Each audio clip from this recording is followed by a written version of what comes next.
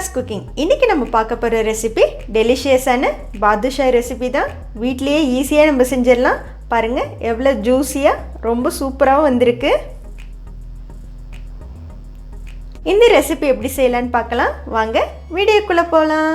பாதுஷா பண்றதுக்கு நான் ஃபர்ஸ்ட் ஒரு பவுல்ல 1.5 கப் மைதா மாவு எடுத்துக்கிறேன். இப்போ இந்த மாவுல நடுவுல கொஞ்சம் குழி பண்ணிக்கலாம். இது கூட 1 teaspoon sugar, 1/2 teaspoon baking powder, 1/4 teaspoon baking soda. இப்போ இதில் 3 டேபிள் ஸ்பூன் நெய் எடுத்துருக்கிறேன். அதை இது கூட சேர்த்துக்கலாம்.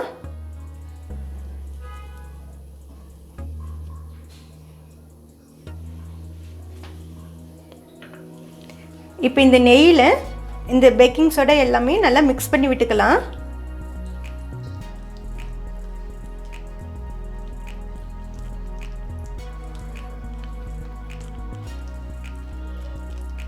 இது நல்லா இது மாதிரி மிக்ஸ் பண்ணி விட்டுக்கலாம். இப்போ இது கூட 2 டேபிள் ஸ்பூன் கட்டியான தயிர் அதையும் சேர்த்துக்கலாம்.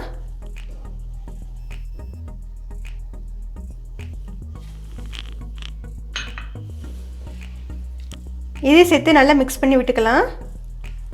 பாருங்கள் இப்போ எல்லாத்தையும் இந்த மாதிரி மிக்ஸ் பண்ணி விட்டுக்கலாம். மாவு எவ்வளோ உதிரியாக இருக்குன்னு. இப்போ தேவையான அளவு இதில் கொஞ்சம் கொஞ்சமாக தண்ணி சேர்த்து நம்ம சப்பாத்தி மாவோட கொஞ்சம் கட்டியாக மாவு பிசைஞ்சுக்கணும். ரொம்ப அழுத்தியும் பிசையக்கூடாது.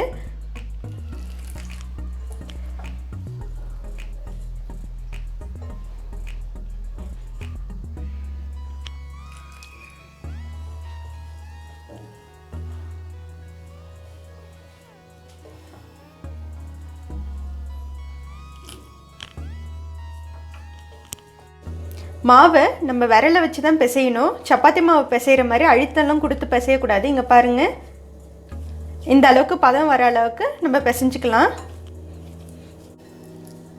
மாவை நல்லா பிசைஞ்சிட்டு இப்படி பண்ணிங்கன்னா இந்த மாதிரி லேயர்ஸ் வரணும். இதை கரெக்டான பதம்.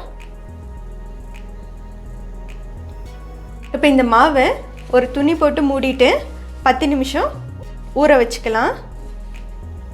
இது ஒரு பக்கம் இருக்கட்டும். இப்போ சுகர் சிரப்பு ரெடி பண்ணிக்கலாம். அதுக்கு ஒரு பாத்திரத்தில் நான் 1 கப்பு சுகர் எடுத்துக்கிறேன்.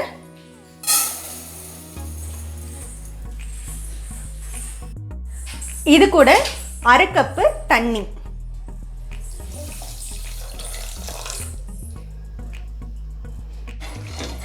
அடுப்பை ஹை ஃப்ளேமில் வச்சுட்டு சுகர் நல்லா கரையிற அளவுக்கு மிக்ஸ் பண்ணி விட்டுக்கலாம். சுகரெல்லாம் நல்லா கரைஞ்சி கொதிக்குது. இதுக்கு கம்பி பதம் வரணும்னு தேவை கிடையாது.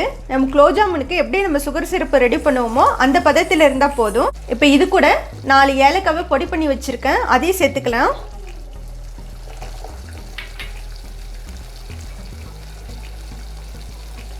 கொஞ்சமாக குங்குமப்பூ, இது ஆப்ஷனல் தான். இதெல்லாம் ஒன்ஸ் மிக்ஸ் பண்ணி விட்டுக்கலாம்.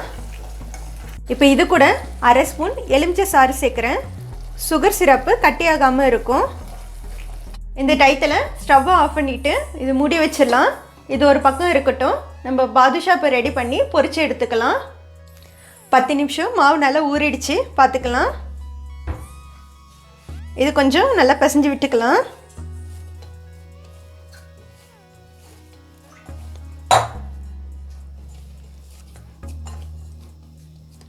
பிசைஞ்சாச்சு. இப்போ இதை நம்ம சின்ன சின்ன உருண்டைகளாக உருட்டிக்கலாம்.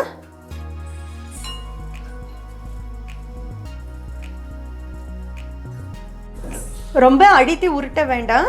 இந்த அளவுக்கு உருட்டிட்டு நடுவில் ஒரு ஓட்டை போட்டுடலாம். பாருங்க கரெக்டாக வந்திருக்குது. இதே மாதிரி மீதி இருக்க மாவையும் உருட்டி எடுத்துக்கலாம்.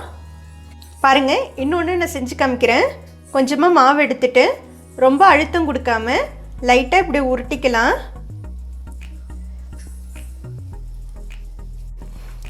அழுத்தம் கொடுக்காத லைட்டாக இது மாதிரி உருட்டிட்டு லாஸ்ட்டாக ஒரு ப்ரெஸ் பண்ணிவிட்டு நடுவில் ஒரு ஓட்டை போட்டுடலாம்.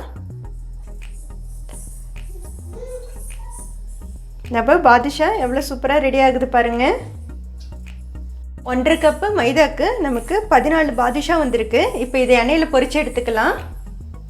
இப்போ எண்ணெயை ஓரளவுக்கு நம்ம சூடு பண்ணிக்கலாம். ரொம்பவும் சூடு பண்ணக்கூடாது. மிதமான சூட்டிலே வச்சு நம்ம எண்ணெயை சூடு பண்ணிக்கணும். இப்போ இதில் ஒவ்வொரு பாதுஷாவாக போடலாம். பாருங்கள், மேலே எழும்பி வரக்கூடாது. இந்த சூடு தான் கரெக்டான சூடு. முடிஞ்ச அளவுக்கு நம்ம இந்த பாதுஷாவை போட்டுக்கலாம்.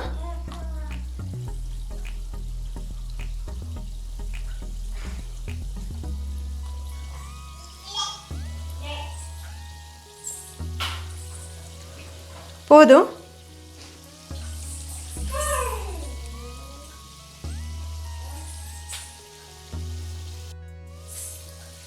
பாருங்க, வெந்து எவ்வளோ அழகாக மேலே வருது. இந்த டயத்தில் இதை நம்ம திருப்பி விட்டுக்கலாம். நீங்கள் அதிக சூடு வச்சு நீங்கள் பாதுஷா பொரிச்சு எடுத்தீங்கன்னா உள்ளே வேகாது, மேலே கருகிடும். அதனால் எப்பயுமே மிதமான சூட்டிலேயே நீங்கள் பொரிச்சு எடுக்கணும்.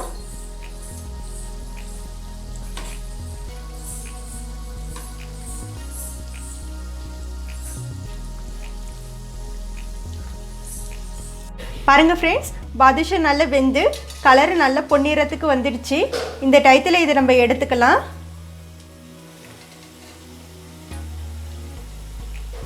எவ்வளோ அழகாக வந்திருக்கு பாருங்கள். இப்போ பாகு கொஞ்சம் நான் சூடு பண்ணி எடுத்துருக்கிறேன். இப்போ இதில் பொரிச்சு வச்சு நம்ம பாதுஷாவை போட்டுக்கலாம்.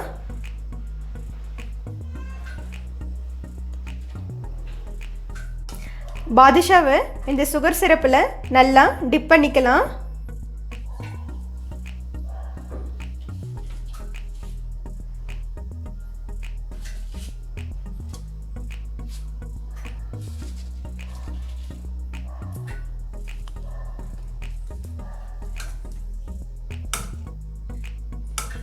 இது 5 நிமிஷம் ஊறினா போதும், ரொம்ப ஊற வைக்க வேண்டாம். பாருங்கள் ஃப்ரெண்ட்ஸ், நம்மளுடைய பாதுஷா சூப்பராக ரெடி ஆகிடுச்சு. இது கண்டிப்பாக இந்த ரெசிபியை வீட்டில் ட்ரை பண்ணி பாருங்கள். இந்த வீடியோ உங்களுக்கு பிடிச்சிருந்ததுன்னா ஷிகாஸ் குக்கிங்கை லைக் பண்ணுங்கள், ஷேர் பண்ணுங்கள், சப்ஸ்கிரைப் பண்ணுங்கள். கூடவே பெல் ஐக்கானை கிளிக் பண்ணிக்கோங்க. Eat healthy and stay healthy. Thank you.